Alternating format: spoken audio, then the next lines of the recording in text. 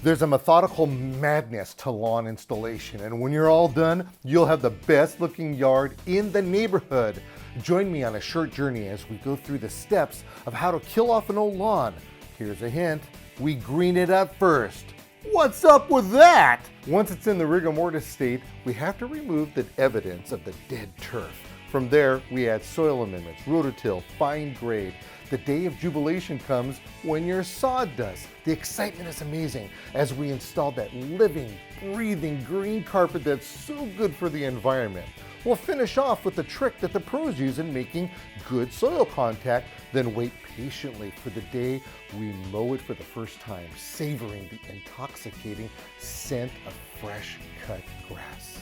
If I were you, I'd click through to begin your sod.com adventure right now.